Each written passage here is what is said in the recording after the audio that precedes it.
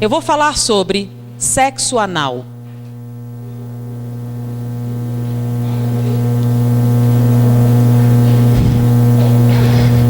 O que vai responder muitas outras perguntas, né? Sexo anal é normal? É um sexo biologicamente viável? Todo mundo devia experimentar? É natural para todo mundo? É bastante prazeroso se você fizer direito? Vocês vão ver isso escrito em todas as revistas. Eu fui numa banca, peguei todas as revistas. Todas diziam a mesma coisa. Prática normal, bastante satisfatória, todo mundo devia experimentar, tem uma forma correta de fazer, tudo isso. Todos os sites pornográficos têm contos pornográficos de que essa é uma experiência extraordinária. Que as mulheres gostam muito, têm medo de fazer, mas se fizer vão adorar. E que os homens vão achar o máximo. Tudo isso está escrito. Se vocês forem agora para uma banca de jornal e comprarem, vão encontrar isso, tá bom? Eu, como disse para vocês, trabalhei durante um tempo numa enfermaria de pacientes terminais do vírus da AIDS. Tá? Era o Hospital Gafreguinli, aquele onde morreu Cazuza. E a enfermaria era a 10ª enfermaria do Gafreguinli, que foi justamente aquela patrocinada por ele. Na época, naquela enfermaria haviam 20 pacientes. Todos eram homossexuais. E quando a gente termina a clínica médica, a gente tem que fazer uma monografia para a conclusão do curso. E como todos os pacientes tinham AIDS, nós escolhemos a AIDS para escrever. Quais as doenças oportunistas que acontecem com o vírus da AIDS? Naquela época não havia o coquetel, o número de doenças oportunistas era muito maior do que era hoje. Então nós pegamos todos os prontuários dos 20 pacientes e pegamos também 100 prontuários de pacientes anteriores. E fizemos a listagem estatísticas das doenças. Em primeiro lugar estava endocardite bacteriana. Todos os 120 pacientes que nós escolhemos eram portadores de endocardite bacteriana. Era a colonização das válvulas cardíacas por bactérias. Então nós colocamos, primeiro da lista, endocardite bacteriana. Segundo lugar, aí tinha pneumocystis, tinha tuberculose, tinha um monte, aí a gente ficou colocando. Quando a gente foi apresentar para o professor, ele pegou assim, peraí, está errado. Aí ele riscou bacteriana. Eu fiquei, mas por quê? Todos, aí eu falei, eu fui lá, todos tinham. Aí eu fui no outra enfermaria. Todos eles tinham endocardite bacteriana. Poxa, todo aidético tem endocardite bacteriana. É uma doença que vem com a AIDS. Aí eu voltei lá. Bom, todo paciente imunodeprimido produz inicialmente endocardite bacteriana. Ele disse, não. Disse, mas todos os nossos pacientes têm. Ele disse, mandou ir noutra enfermaria com pacientes terminais, com câncer e outras doenças degenerativas. Nenhum deles tinha endocardite bacteriana. Todos estavam imunodeprimidos. Eu fui na área imunológica. Nenhum paciente imunodeprimido tinha endocardite bacteriana. Bom, endocardite bacteriana não é uma complicação daqueles imunodeprimidos. Então é o quê? Aí esse professor me explicou os fatos da vida, não de maneira tão agradável como vou fazer para vocês, né? Então ele me explicou que isto não era decorrente da AIDS, era decorrente do sexo anal. Como assim? Eu não entendi, ele teve que me explicar e não foi muito agradável.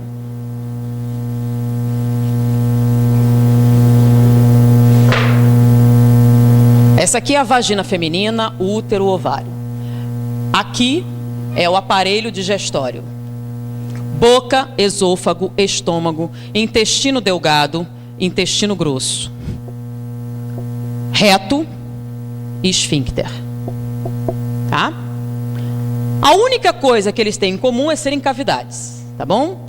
Então essa cavidade aqui faz parte da função sexual. É um órgão sexual. Ele foi criado para quê? Para o ato sexual. Ele foi projetado para isso. E esse aqui faz parte do aparelho digestivo ou digestório.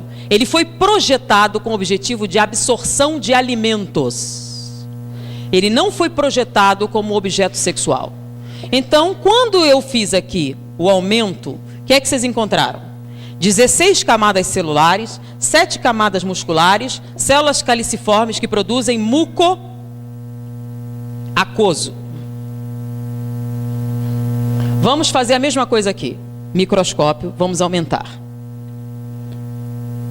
Vocês que estão na escola estudando o aparelho, o corpo humano, quantas camadas celulares eu tenho no tubo digestivo? Uma. Células colunares, assim. Uma camada com células ciliares no topo, tecido conjuntivo embaixo, tá? E aqui o plexo esplênico, que são aquelas veias que carregam tudo para a veia cava e distribuem para o coração, tá? Eu tenho células caliciformes também, que produzem muco, mas não produzem muco aquoso, produzem muco seroso, com S. O muco seroso tem por função proteger o tubo digestivo dos ácidos estomacais. Quando você faz autópsia, você tem que usar todo um aparato para que você não tenha queimaduras graves com os ácidos estomacais. Se você enfiar seu braço sem proteção no estômago de um cadáver recente, você vai perdê-lo. As queimaduras serão muito intensas. Porque, lembra o que acontece com um bife mastigado no estômago? Vira líquido. É ácido. E bife é carne. É um pedaço de bife do seu braço, naquele ácido vai virar líquido. Então, os ácidos estomacais são altamente corrosivos. Por que não corrói seu estômago? Porque você tem, quando você faz endoscopia, uma camada brilhante que protege o estômago dos ácidos. É o muco seroso. O muco seroso, além de proteger dos ácidos, ele aumenta o atrito. Porque se o alimento passar muito depressa, o que acontece? Diarreia e você morre. Então o alimento tem que passar devagar para que você possa absorver os nutrientes, né? Você absorve os açúcares, as proteínas, as substâncias, as vitaminas. Então o muco seroso aumenta o atrito, enquanto o muco aquoso diminui o atrito. 16 camadas celulares, uma camada celular. Aqui em volta eu tenho só uma camada muscular, que dá a volta, que é a que faz os movimentos peristálticos. Só uma, precisa de mais? Não. É uma camada que empurra o bolo alimentar ao longo do tubo digestivo. E no final você tem um esfíncter, que é um nervo, que serve o quê? Para reter as fezes. Só isso. Não tem outra função. Ele relaxa, você libera. Então, quando você compara os dois, tem comparação possível? Não. Então, quando você atrita aqui, não tem nenhum problema. Quando atrita aqui, o que acontece? O que acontece no ato sexual? Atrito. Intenso. Quando você atrita, se você for fazer uma cirurgia e correr o risco de abrir o intestino, qual a preparação pré-operatória? Vocês não são tudo criancinha, né? Tem uma noção. Você não pode entrar na internet. Você vai tomar um comprimido laxante para eliminar o máximo de fezes.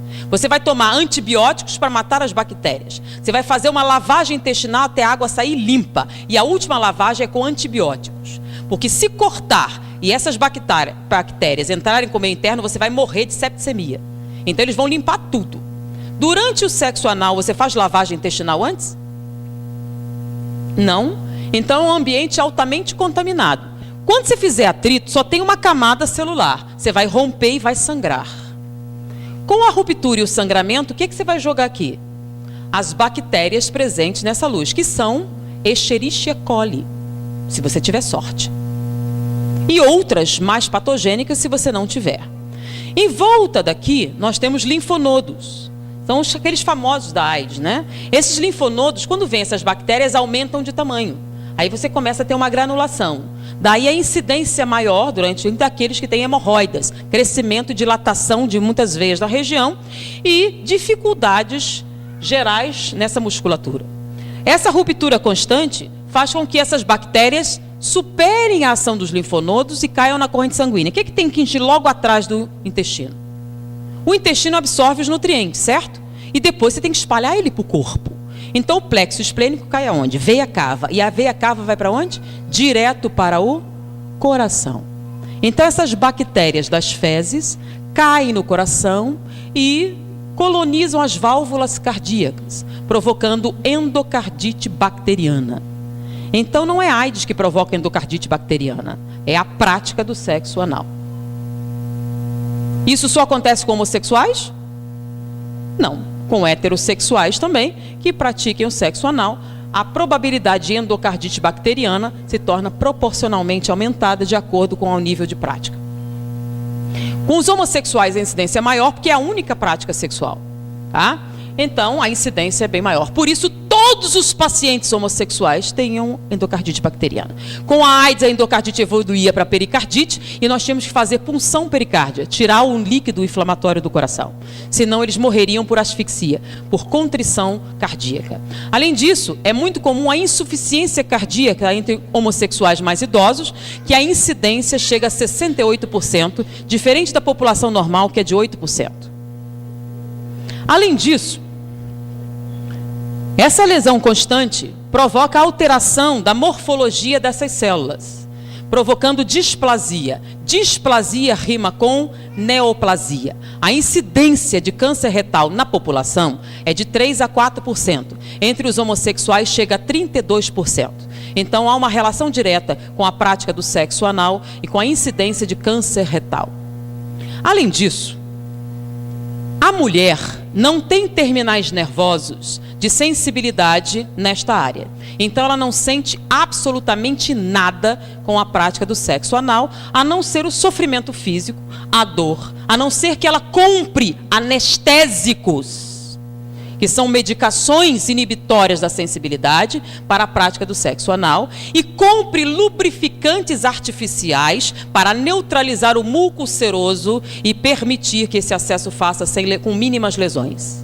Então, sem lubrificantes artificiais, sem anestésicos para limitar a dor, é uma prática dolorosa, humilhante, violadora. Sendo que ela tem um órgão próprio para isso. Por que um homem teria que submetê-la a esse tipo de atividade se não fosse por sadismo? É o prazer em infligir dor. Porque ele aprendeu nos contos pornográficos que se você tratar ela com a brutalidade necessária, você conseguirá que ela tenha prazer. No homossexual, existe até pelo menos uma desculpa. Aqui, encostado, nós temos a próstata. Tanto que o exame de próstata é retal. A próstata se encosta aqui, mas vamos fazer um aumento aqui.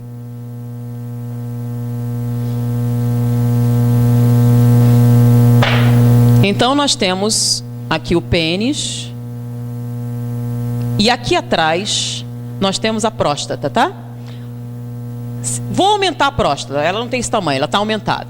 A próstata, a parte da frente, que dá para os corpos cavernosos, ela tem uma camada córnea. O que é córnea? Espessa, de tecido cartilaginoso. Com que objetivo? No ato sexual não há impacto?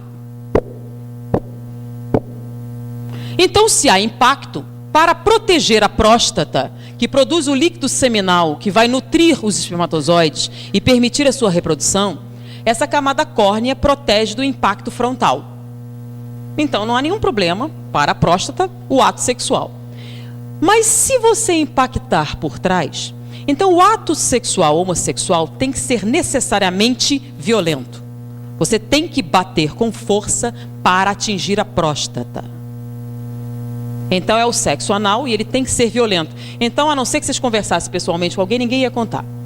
Então, você vai bater com força. Se você bater com força suficiente e traumatizar a próstata, ela sangra, porque essa parte de trás não tem camada córnea. Não se esperava na natureza nenhum impacto posterior. Está protegido pela espinha e pelo intestino. Você bate com força, traumatiza a próstata, ela sangra. Quando ela sangra, produz células inflamatórias. Ela incha.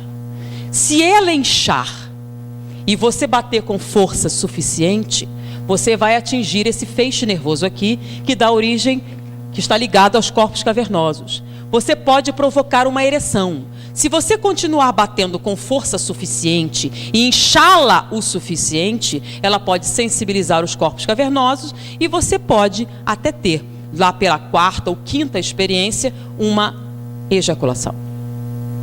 Mas você só vai conseguir essa ejaculação se após essas múltiplas experiências você conseguir a hiperplasia de próstata, a sua próstata estiver inchada.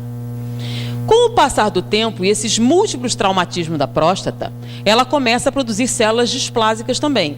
Displasia rima com neoplasia. O índice de câncer de próstata na população é grande, até porque não se fazem os exames correspondentes. E existem outras motivações. Então, está alto. Hoje em dia, eles têm chegado a 18%, 20%. Entre os homossexuais é de 68%. Por quê? Porque a prática sexual que eles utilizam pressupõe o câncer de próstata. Não vou nem falar dos problemas que se tem a nível urinário, a nível renal, decorrentes dessa prática. Eu pergunto, tudo isso que eu falei, procurem num livro de fisiologia médica, ou cheguem para qualquer médico e perguntem, tem algum erro nisso? Alguma dessa estrutura anatômica está errada, ou equivocada, ou transtornada?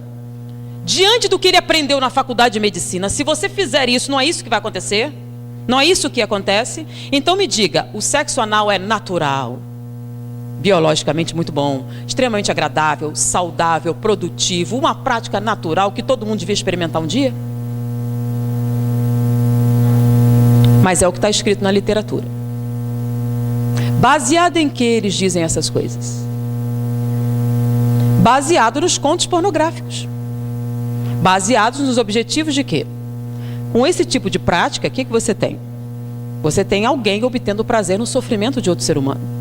Você pode até se submeter, e muitos se submetem. Inclusive, nós trabalhamos no Instituto Médico Legal há um tempo. Nosso professor era diretor do Instituto Médico Legal. E naquela época não havia o divórcio. Você, para conseguir a separação judicial, você tinha uma medida cautelar. Se você provasse maus tratos, você conseguia isso facilmente. Então, muitas mulheres chegavam falando sobre o abuso. Muitas delas iam preferir o sexo anal, porque nessa situação, como ele queria que ela fizesse isso, e já era um sofrimento, ele era menos brutal.